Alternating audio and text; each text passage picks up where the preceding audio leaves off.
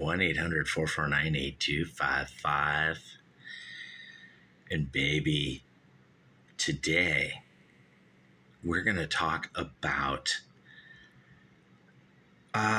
one of the greatest albums ever recorded, for certain, right here. And I have to add a disclaimer because this album could have and should have been so much better had it all been original. It's got some paying homage, and some cover, but man, still, what an album. Harry Nilsson, Pussycats. I mean, what more? I don't even know where to begin, you guys. What can I say? Now, let's frame the situation here. This is from 1974. In 1973, Harry did an album of all standards, and I remember that one when I was a kid, and I wasn't too wild about it. Growing up, I don't like covers, or American standards, and the record label and management are like, oh, it'd be so great if Harry's got such a great voice. Let's have him sing Sinatra and, but seriously, it's all right. I've listened to that album, you guys. And Harry's voice does the songs justice or whatever, but it's rough justice, baby, like Mick would say, because just like Pussycats 1974, that 1973 album could have been a lot better, and in fact it should have been an all original Harry Nilsson album, sort of like 1972's amazing Son of Schmilsson. Now that album, as you guys know, is one of Clark the Shark's favorite albums ever. And as we go back in time to 1971 with Nilsson Schmilsson, what an album that is, you guys. Incredible. Every song is, well, that's a 5-star album. And then, going back to 1970 with The Point, and, Nilsson sings Newman, and I don't really like that remix thing that Harry did where he kind of painted over really awesome Picassos. I don't like to see that, even though everyone says, oh, it's one of the original remix albums. Oh yeah, who the fuck would want to remix Harry Nilsson, dude? That's like remixing the Beatles. You just fucking leave it alone and let it be, as Dirk McQuickley might say. Right here on the Clark the Shark Show, 1-800-449-8255 from the fabulous golden EIB Sharkerphone, where it's not a microphone, you guys. And I give you my 100% guarantee, money back. If you're not completely satisfied, 142%, I'm going to give you 152% of your shark back. No questions asked, you guys. Guarantee you're going to get all your Sharky back to you in your bank account or back in your can of fucking sardines or whatever it is. I don't know, but you will be satisfied with the Sharkadoodle-Doo. 1-800-449-8255. When I'm talking about Harry Nilsson, produced by John Lennon, dude, I'm talking about an amazing album from 1974. Now, this is right in the middle of the Lost Weekend era where Harry and John are going down to, like, the Troubadour and the Rainbow Room and the whiskey, and they're just raising hell on the Sunset Strip like every night, or Hollywood Boulevard or wherever these guys would frolic by the wacky and wild evenings, and of course often accompanied by all the Hollywood vampires, Keith Moon, Mickey Dolenz, John Bonham, and sometimes Jimmy Page and or Pete Townsend and Alice Cooper. just these wild, drunken lunatics with a lot of money in the bank and nothing better to do than at night go down to the Sunset Strip and just raise hell. And I heard these guys would overturn cars. They would smash windshields and fill cars full of whipped cream and like smash bottles everywhere. And like they would get drunk and walk for miles. Like John Lennon and Harry Nilsson got really wasted one night and they walked the wrong way. And they went walking all the way from like the Sunset Strip to Malibu or something along, Sunset Boulevard's really dangerous. And imagine you're in a car going 90 miles an hour on Sunset and you're dodging in the middle of the road, Harry Nilsson and John Lennon as they're drunk and they have tampons on their heads or something. And they're just going insane, acting like lunatics. And then another time they all walked the other way, like they walked into the black neighborhoods, down to like like they walked to like Compton or South Central or something. Like these guys would party, and I think they would get so drunk they couldn't find their car. They couldn't find the bus. They couldn't find anything, man. They would just be wandering in the night, just complete wasteoids. And this is also the era, I believe, where John may have still been with May Pang. I'm not sure, where he broke it off with Yoko for a while. But this was a wild time. 1974, this might actually have been after all that. The wild times with the Hollywood vampires down on the Sunset Strip was probably 1971, 72, and 73.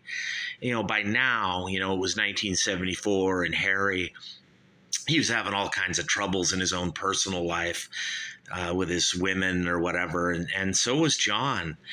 And there's all kinds of clues on this cover, like drugs under the table. And it's like kind of like Sergeant Pepper, where, Paul is dead, or Abbey Road, Stig is dead, or Dirk is dead, or, and this one, it's like Harry and John are dead. There's drugs under the table, Harry.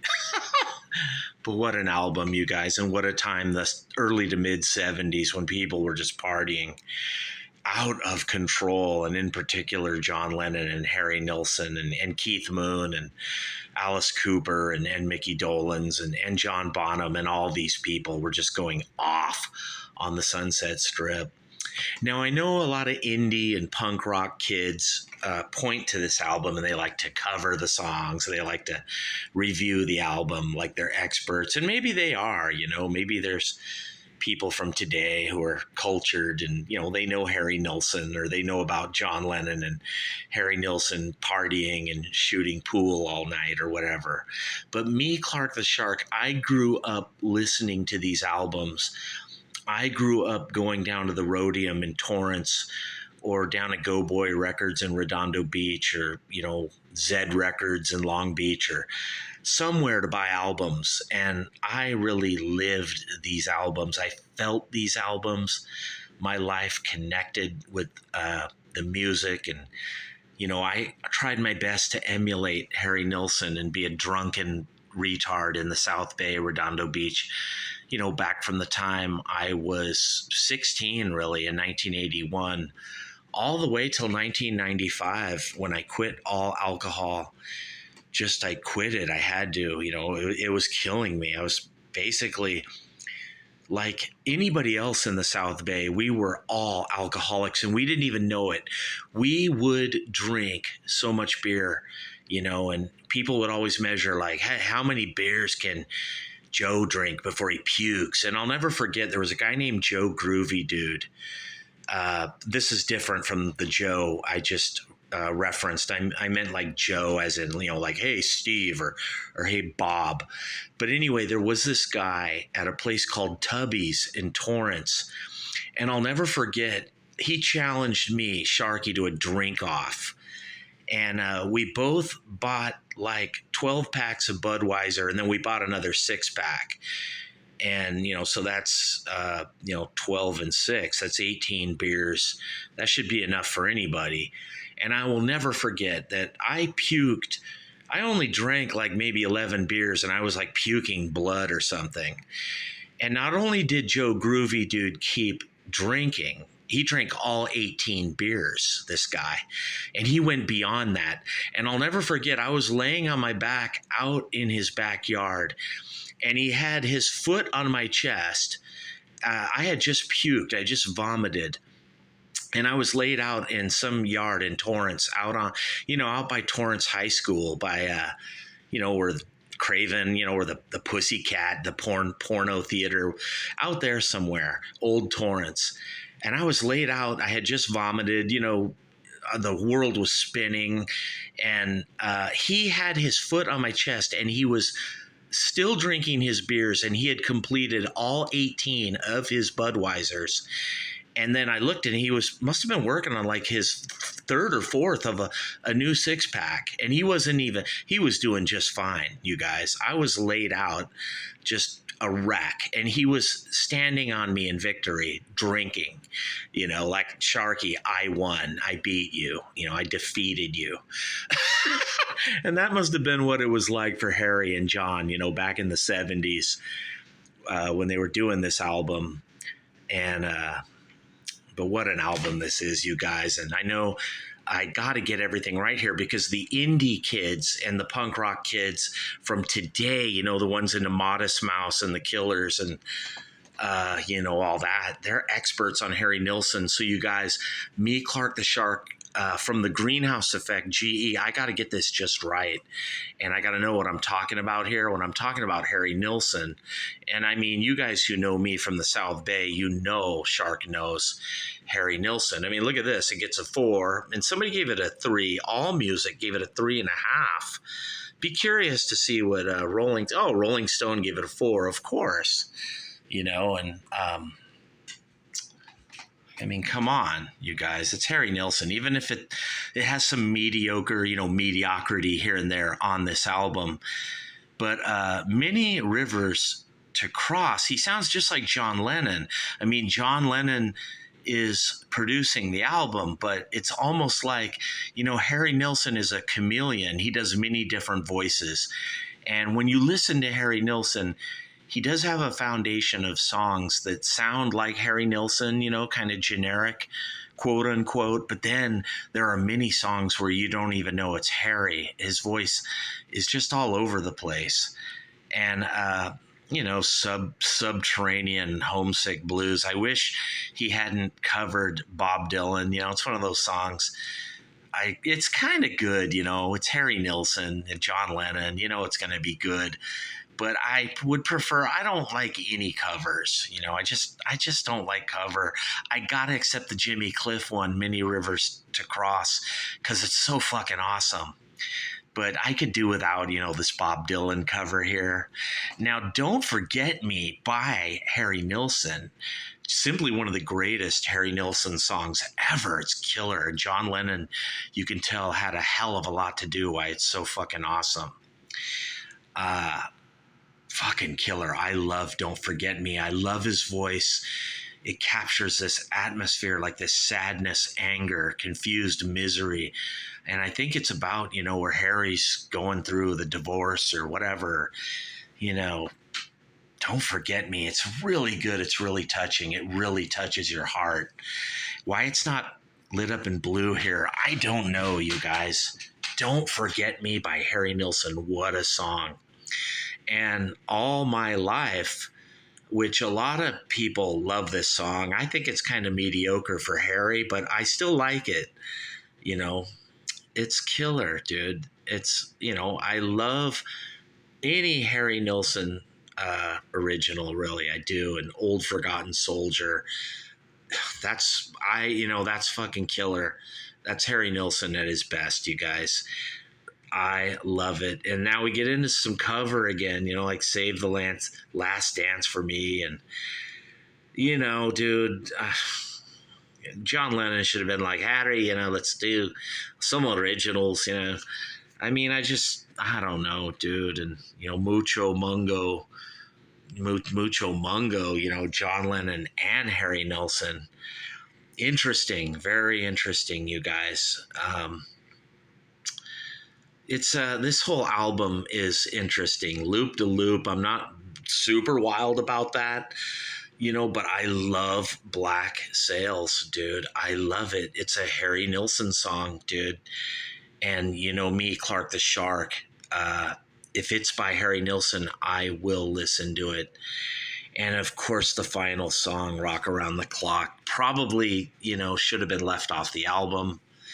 Even though, once again, it's kind of interesting. But I would much, rather than dress up cover tracks with bells and whistles, this would have been fucking awesome, you guys, had it all been originals, just, it would have been killer. Maybe some of these songs, like the bonus tracks, should have been maybe on the album, but I heard that, Harry's voice here was blown out and John was concerned about, there's blood on the mic, the mic screen, and plus Harry was drinking and smoking heavy and, probably smoking tons of weed. There's no doubt, or taking pills or whatever, but he was in very poor shape, you guys, during this album. And it shows. His vocals are strained, even though on like Don't Forget Me, it's incredible, you guys. And I would say overall, this album on a scale of 1 to 10, I would still give this like almost a 9, like a 8.8, you guys. Just because it is Harry Nilsson Pussycats 1974, produced by John Lennon. It is such a solid, good album, even with all the warts and all, you guys. Cover, notwithstanding, dude, despite all the fucking problems with this album, all the problematic cover shit and just, just there are issues with this album. There's no doubt, but it remains a classic, you guys. Pussycats. Is this as good as Nilsson Schmilsson or Son of Schmilsson? No, it's not, you guys. Those are much better albums for Harry Nilsson than this one is. But had this been all originals, you guys, this would have been an incredible album. And, Harry and John missed an opportunity here. Maybe spend a day getting sober and drinking coffee and writing some originals together, maybe, better than Mucho Mungo. I mean, or just sit down and give Harry some Coke or some Speed or, 3 cups of black coffee and see what he can do. But doing all this cover and and then later on, doing all this cover is something I can do without. And then his albums really go downhill fast after this one, except for, the one with All I Think About Is You, Nilsson. That's really fucking good. But every other Harry Nilsson album after this one is very spotty, very dodgy, very, very inconsistent and sporadic, you guys. Could have been better. And I can say that even about, Lost and Found, that one for much later, the final Harry project where he was desperately trying to get a record deal. And, he was old. He was walking into record labels in the early 90s.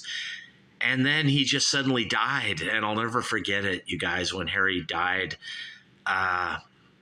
It was a shock. It wasn't surprising, really, though, because I remembered the stories of how Harry partied back in the 70s.